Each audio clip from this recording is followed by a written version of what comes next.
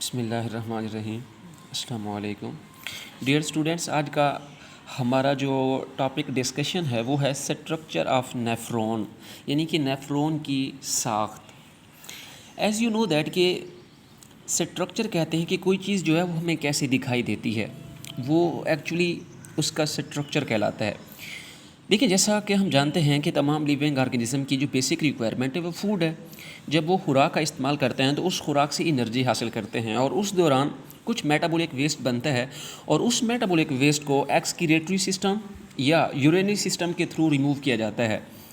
और अगर हम एक्सक्रीटरी सिस्टम के फंक्शनल यूनिट स्ट्रक्चरल और फंक्शनल यूनिट की बात करें तो उसे हम कहते हैं नेफ्रॉन। अब एक्चुअली नेफ्रॉन क्या है बेसिकली, इसकी अगर हम स्ट्रक्चर की बात करें तो इसमें जो है वो सबसे पहला जो पार्ट है उसे हम कहते हैं रीनल कार्पसल्स। Renal corpuscle. अब रीनल कार्पसल के दो पार्ट्स होते हैं। देखें, एक ये जो कप शेप स्ट्रक्चर है इसे हम कहते हैं बूवमैन कैप्सूल, और इसके अंदर ये जो नेटवर्क ऑफ कैपिलरीज है इसे हम कहते हैं ग्लोमेरुलस। यानी कि रीनल कार्पसल्स के दो मेन पार्ट हैं। एक को हम कहते हैं बूवमैन कैप्सूल जो कि एक कप शेप स्ट्रक्चर है, यानी कि जो इस तरीके का स्ट्रक्चर होता है कप शेप, उसको हम कहते हैं बूवमैन कैप्सूल। ये बेसिकली जो है साइंटिस्ट का नाम था बूवमैन, तो वहीं से इसका नाम लिया गया बूवमैन कैप्सूल। और इसके अंदर जो है एक नेटवर्क ऑफ कैपिलरीज है जिसे हम कहते हैं ग्लोमेरुलस। अब जो रेनल आर्टरी होती है उसके थ्रू जो ब्लड है वो क्या करता है कि इस रेनल कार्पसल के अंदर इंटर होता है। तो जो आर्टरी जो है ब्लड को लेकर आती हैं इन्हें हम कहते हैं एफरेंट आर्टीरियोल, एफरेंट आर्टीरियोल्स। और जो आर्टरीज जो होंगी वापस लेके जाएंगी उन्हें हम कहते हैं इफरेंट आर्टीरियोल्स। अब देखिए, सबसे पहले जो ब्लड होगा वो इंटर होगा किसके अंदर, इस ग्लोमेरुलस के अंदर। ठीक है। अच्छा, इसके बाद हमारे पास, क्योंकि आज हमने सिर्फ इसका स्ट्रक्चर देखना है और नेक्स्ट जो लेक्चर होगा उसके अंदर हम इसके फंक्शन को डिस्कस करेंगे, तो आज आपने जस्ट जो नेफ्रॉन का स्ट्रक्चर है उसको आपने मेमोराइज़ करना है। हमने सबसे पहले देखा कि हमारे पास क्या है, बूवमैन कैप्सूल है। इसके बाद हमारे पास क्या है, एक नेटवर्क ऑफ कैपिलरीज है जिसे हम कहते हैं ग्लोमेरुलस। तो ये रीनल कार्पसल के दो मेजर पार्ट हैं। इसके बाद हमारे पास है, इस पार्ट को हम कहते हैं पीसीटी। पीसीटी, पी का मीन है प्रॉक्सिमल, यानी कि प्रॉक्सिमल कहते हैं जो फर्स्ट पार्ट है प्रॉक्सिमल। सी से है कन्वल्यूटेड या क्वाइल्ड, और टी से है ट्यूब्यूल।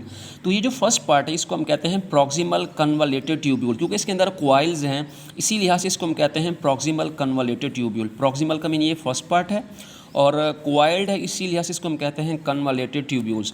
इसके बाद जो सेकंड इसका पार्ट है, यानी कि इसकी जो डायरेक्शन है देखें आप, तो सेकंड जो पार्ट है इसको हम कहते हैं लोब ऑफ हेनले। तो लोब ऑफ हेनले के जो है वो दो मेजर पार्ट हैं। जो नीचे यानी कि जो डाउनवर्ड आपके पास ट्यूब आ रहा है इसको हम क्या कहते हैं, इसे हम कहते हैं डिसेंडिंग लिम्ब। यानी कि जब हम ऊपर से नीचे आते हैं उसको हम कहते हैं डिसेंडिंग लिम्ब। और जब हम ऊपर जाएंगे यानी कि ये जो यूरिन होगा, जो वेस्ट मटेरियल होगा, जब अपवर्ड डायरेक्शन मूव करेगा तो इसको हम कहते हैं असेंडिंग लिम्ब। यानी कि जो नीचे आ रही है लोब ऑफ हेनले जो है इसके दो मेजर पार्ट हैं। एक को हम कहते हैं डिसेंडिंग लिम्ब और दूसरे को हम कहते हैं असेंडिंग लिम्ब। और इसकी लास्ट यानी कि आपके पास ये जो पार्ट है इसको हम कहते हैं डीसीटी या distal convoluted tubules. Distal convoluted tubules. और इसके बाद हमारे पास ये जो पार्ट है इसको हम कहते हैं कलेक्टिंग डक्ट। तो ये एक्चुअली जो है नेफ्रॉन का एक स्ट्रक्चर है। देखिए, इसमें हमने ये देखा कि हमारे पास जो किडनी है, अब इस किडनी का जो स्ट्रक्चरल और फंक्शनल यूनिट है इसे हम कहते हैं नेफ्रॉन।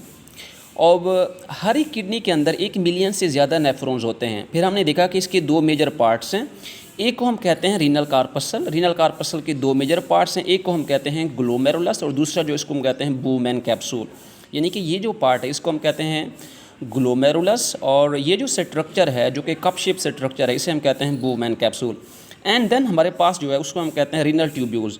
अब रीनल ट्यूब्यूल के 3 मेजर पार्ट हैं। एक है पीसीटी प्रॉक्सिमल कन्वलेटेड ट्यूब्यूल, दूसरा है लूप ऑफ हेनले जिसमें आपके पास क्या आता है डिसेंडिंग लिम्ब और असेंडिंग लिम्ब, तीसरा जो है वो आपके पास डीसीटी डिस्टल कन्वलेटेड ट्यूब्यूल्स। और डिस्टल कन्वलेटेड ट्यूब्यूल्स हमारे पास क्या है कलेक्टिंग डक्ट। तो जब बहुत सारी कलेक्टिंग डक्ट आपस में कंबाइंस होती हैं तो उससे क्या बनता है पेपिलरी डक्ट। अब पेपिलरी डक्ट जो है ये ओपन होता है रीनल पेल्वस में, और रीनल पेल्वस से यूरिन जो है यूरेटर में जाता है, यूरेटर से यूरिनरी ब्लैडर में, यूरिनरी ब्लैडर से यूरेथ्रा, और यूरेथ्रा से जो है आउटसाइड दी बॉडी इसको रिलीज़ कर दिया जाता है। अल्लाह ताला आप सबको और आपके अजीज़ व अकारिब को आसानियाँ अता फरमाए और आगे आसानियाँ तकसीम करने का शर्फ हासिल करे।